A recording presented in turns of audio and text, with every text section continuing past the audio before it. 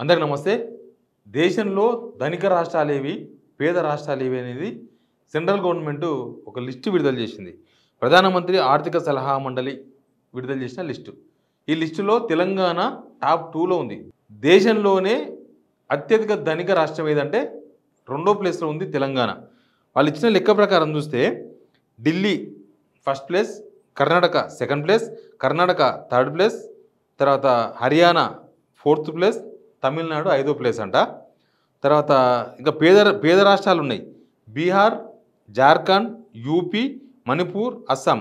అంటే దక్షిణాది రాష్ట్రాలు మొత్తం కూడా ధనిక రాష్ట్రాలు. ఆడున్నాయి నార్త్ ఉన్నాయి మొత్తం కూడా పేద రాష్ట్రాలుగా గుర్తించారు. ఏ లెక్క ప్రకారం తెలంగాణ ధనిక రాష్ట్రం అయింది? ఎందుకు ధనిక రాష్ట్రంగా కనిపిస్తుంది? ఇక్కడ ప్రభుత్వ ఖజానానేమో ఖాళీ అయిపోయింది. ప్రభుత్వం అప్పు చేస్తే తప్ప జీతాలు ఇవ్వలేని సిచ్యువేషన్లో ఉంది. రోజు అప్పు. ఊర్లో ఇట్లా డబ్బు లేకపోతే ఇంటికి చుట్టపోయిన వస్తే సేటు దగ్గర పోమా, సేటు ఇవాళ ఒక 500 ఈ కోటి ఇవ్వాలి చుట్టం వచ్చిండు అని. అట్లా ఉన్నది రాష్ట్ర ఆర్థిక పరిస్థితి. ఇవాళ పలానా బిల్లు కట్టాలి అని ఆర్బీఐకి పోతారు. ఆర్బీఐలో బాండ్ పెట్టి తీసుకొస్తారు. వారముల్లో ఒకటేసారి 2500 కోట్లు 3 కోట్లు తీసుకొచ్చుకుంటున్నారు. అందుకే 10,000 కోట్లకి ఏరింది నెల అప్పు. నెల తిరిగే కల్లా 10,000 కోట్లు అవుతుంది. అయితే వీళ్ళు ఏ లెక్క ప్రకారం తెలంగాణ ధనిక రాష్ట్రంగా చెప్పిండ్రు? ఏంది మరి? జనమేమన్నా ధనికులా? జనమేమో పేదలు, రాష్ట్రమేమో ధనికం. అంతకుముందు కేసీఆర్ కూడా చాలాసార్లు ధనిక రాష్ట్రం అని చెప్పిండు. తర్వాత ఇప్పుడేమో ఈ లెక్క నెలకు ఇంత సంపాదిస్తుండంట ప్రతి ఒక్కరు తెలంగాణలో. తలసరి ఆధారం చేసి, తలసరి ఆదాయం అంటే ఒక 4 ఫ్యామిలీ ఉన్నారనుకో, ఆ ఫ్యామిలీలో ఒక 40,000 సంపాదిస్తున్నాడు ఒక మనిషి. ఆ నలుగురికి తలసరి ఆదాయం ఏంటంటే 10,000 పడుతుంది. అంటే ఒక్కొక్కరు 10,000 సంపాదిస్తున్నాడు లెక్క. 4 మనుషులు ఉన్నారు, ఒక మనిషి 40,000 సంపాదిస్తుండు, మిగతా ముగ్గురు ఏం చేస్తలేరు. అప్పుడు ఒక్కొక్క మనిషి 10,000 సంపాదిస్తుంటే తలసరి ఆదాయం అంటారు దాన్ని. సేమ్ ఇది కూడా 3,11,649 రూపాయలు తలసరి ఆదాయం. మొన్న బడ్జెట్లో పెట్టింది ఇది. నిజానికి తలసరి ఆదాయం మనకు పెరుగుతూనే ఉంది. లాస్ట్ గవర్నమెంట్ ఉన్నప్పుడు అంతకుముందు సంవత్సరం కూడా మన తలసరి ఆదాయం పెరుగుతూ ఉంది. మన తెలంగాణ వచ్చినప్పుడు 1,20,000 రూపాయలు ఉండేనేమో అని అన్నారు. 75,000 ఉండే, 75,000 రూపాయలు ఉండే. ఆ 75,000 రూపాయలు కాస్త 3,11,609 రూపాయలు అయింది. దీనికి 1,00,000 కారణాలు ఉన్నాయి. జనాలలో డబ్బులు ఫ్లోటింగ్ ఉన్నప్పుడు అవి జరుగుతాయి. ఫ్లోటింగ్ అంటే ఎక్కడి నుంచి వస్తాయంటే గవర్నమెంటే రకరకాల స్కీమ్ల కింద పైసలు ఇస్తే అవన్నీ మళ్ళీ గవర్నమెంట్కి వస్తాయి ఏదో రూపంలో. ఇక్కడ ట్యాక్సులు అక్కడ తిరిగి ఇప్పుడు రైతు భరోసానో రైతు బంధో ఇచ్చారనుకో, ఏం చేస్తాడు ఆయన షాప్కి పోతాడు, షాప్కి పోయి ఇంత పిండి కొంటాడు, తర్వాత కూలీలకు ఇస్తాడు, ఇంత ట్రాక్టర్కి ఇస్తాడు, ఇంత పెట్రోల్ బంక్లో డీజిల్కి పంపిస్తాడు. ఇట్లా రకరకాలుగా ఆ డబ్బు ఎవరితో దాపెట్టుకోరు. ఒకరోజు దాపెట్టుకున్నా 2వ రోజు మళ్ళీ మార్కెట్లోకి రావాల్సిందే ఫ్లోటింగ్. మళ్ళీ ఆ డబ్బులు అటు ఇటు తిరిగి ఎటో పోతుంటాయి. ఇట్లా రొటేషన్ అవుతూ ఉంటాయి. అప్పుడు జనాల దగ్గర 4 డబ్బులు కనిపిస్తాయి, ఫ్లోటింగ్ ఉంటుంది.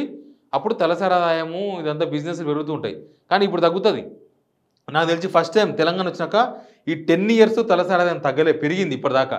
ఇక్కడికి వచ్చినాం కదా, ఇప్పుడు తగ్గుతుంది. ఎందుకంటే ఇప్పుడు సిచ్యువేషన్ బాగా ఫ్లోటింగ్ ఆగిపోయింది. ఒక్క రియల్ ఎస్టేట్ పడిపోతే ఒక్క రియల్ ఎస్టేట్ మీద డిపెండ్ కాలే. అది రియల్ ఎస్టేట్ మీద ఆధారపడిన అనేక రకాల వర్గాలకు సంబంధించిన జనం వాళ్ళు ఏమి కొనలేని సిచ్యువేషన్కి వెళ్ళిపోయారు. ఒక రియల్ ఎస్టేట్ ఆగిపోతే ఎన్ని ఆగిపోతాయి? ఛాయ్ దుకాణానికి గిరాకు ఉండదు. ఇక రకరకాల దాని మీద డిపెండ్ అయి ఉన్న వాళ్ళకి ఎవరికి ఎక్సైజ్ ఇన్కమే తగ్గిపోతుంది రాష్ట్రానికి. మందు తాగితే తగ్గుతున్నారు. ఎందుకు తగ్గుతున్నారంటే రియల్ ఎస్టేట్ లేదు. రియల్ ఎస్టేట్ డబ్బులు లేకపోతే మందు దాన్ని కూడా పైసలు వారంలో 3 రోజులు తాగితేనే వారానికి 1 రోజు తాగదాం అనుకుంటాడు.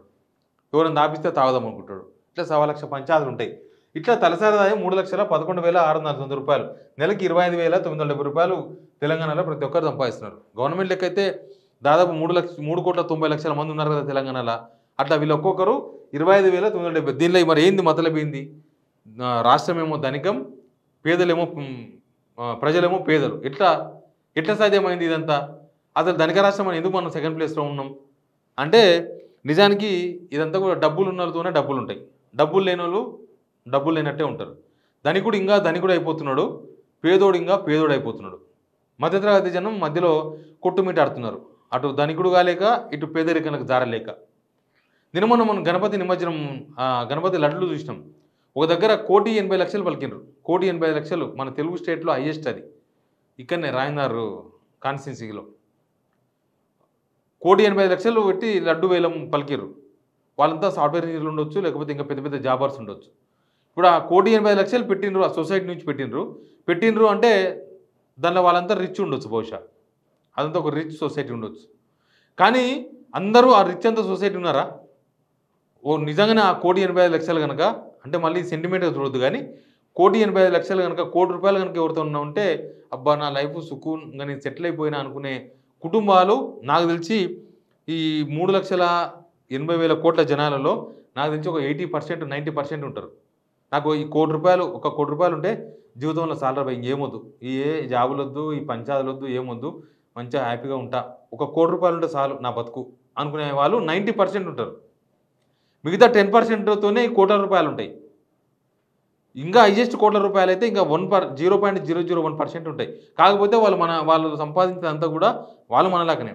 ఇప్పుడు ఒక కుటుంబం 2 కోట్లు సంపాదిస్తుంది నెలకు. పక్కన కుటుంబం 20,000 సంపాదిస్తున్నారు. వీళ్ళు నలుగురున్నారు, వాళ్ళు నలుగురున్నారు.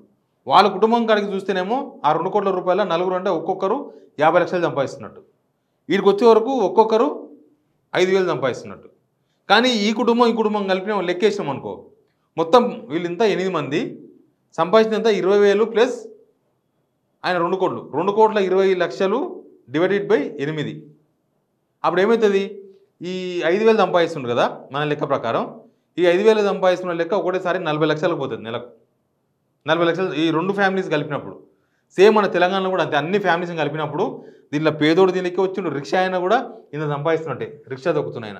కూలి పోతున్న వాళ్ళు కూడా సంవత్సరానికి 3,11,000 సంపాదిస్తున్నట్లే. ఇక అసలు కూడు లేక, కనీసం గూడు లేక, నా అనే వాళ్ళు లేక ఉంటారు కదా, వాళ్ళు కూడా 3,11,600 సంపాదిస్తున్నట్టే. ఈ సంపాదిస్తున్న వాళ్ళ అదంతా కూడా మన మీద కూడా పడుతుంది. మనం సంపాదించకపోయినా ఈ గవర్నమెంట్ లెక్కలో మనం సంపాదిస్తున్నట్టే. అందుకనే తెలంగాణ ధనిక రాష్ట్రం అయింది, జనమేమో పేదలైనరు.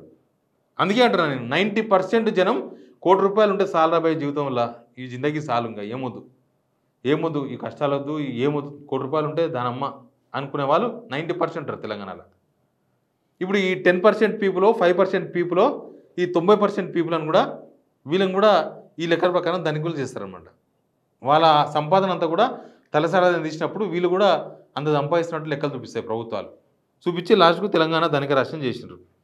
ఇలా ఏమైందంటే లీడర్స్ ధనికులు, తెలంగాణలో లీడర్స్ ధనికులు, జనం పేదలు. లీడర్స్ ఏమో బాగా డబ్బులు ఉన్నాయి, జనాల దగ్గరనేమో డబ్బులు లేవు. అదే ఆంధ్రాకి పోతే జనాల దగ్గర ఫుల్ రిచ్, అక్కడ లీడర్స్ దగ్గర తక్కువ. లీడర్స్ దగ్గర జనం దగ్గర కన్నా లీడర్స్ దగ్గర తక్కువ డబ్బులు ఉంటాయి. అక్కడ జనమే ఎక్కువ రిచ్, ఇక్కడ జనం పేదలు, ఇక్కడ లీడర్స్ రిచ్. ఇది మనకు ఆంధ్రాకు ఉన్న తేడా. ఎనివే మనమైతే సెకండ్ ధనిక రాష్ట్రంలో వచ్చినాం. మరి సెలబ్రేషన్ చేసుకుంటారో ఏం చేసుకుంటారో కానీ గవర్నమెంట్కి అయితే ఖుషి.